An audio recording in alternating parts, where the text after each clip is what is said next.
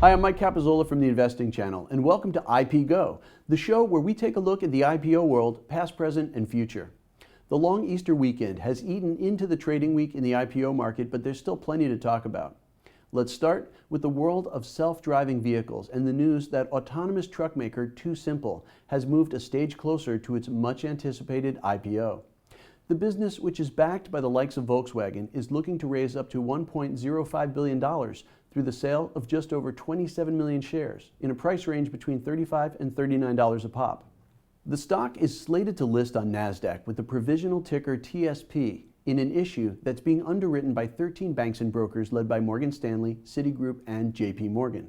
Simple is a loss-making business without much in the way of turnover. For 2020, it showed losses of $198.8 million on revenues of just $1.8 million.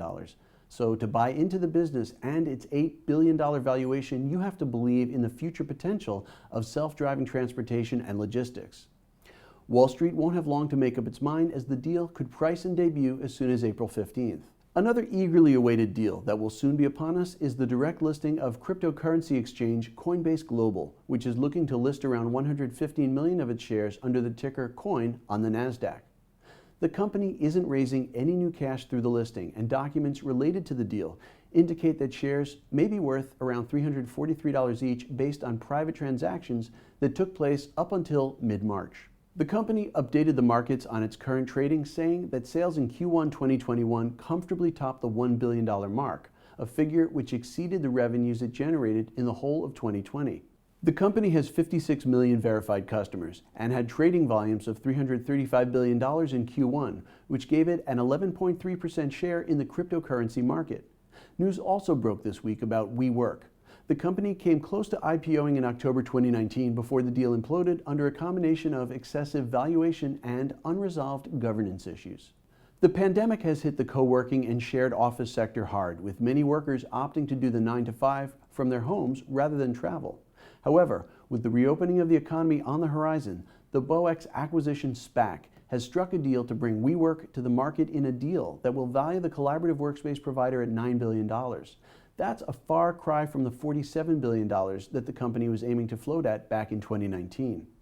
BOEX will acquire just 7.2% of WeWork, which is controlled by Japanese tech investor SoftBank, while a further 10.1% of WeWork will be bought by a consortium of fund managers including BlackRock and Fidelity. However, the deal isn't expected to close until the third quarter of 2021, and given WeWork's track record for false starts, that seems like a long time to wait. BOEX shares rallied as much as 40% on the announcement of the deal. Let's finish with news also of another potential listing from Asia, this time from India in the shape of Flipkart, the Walmart-controlled e-commerce business. The U.S. retail giant is rumored to have set up a dedicated team to take Flipkart public via an IPO in a deal that could value the business at $35 billion. Flipkart had been considering listing via a SPAC, but that option is now thought to be off the table.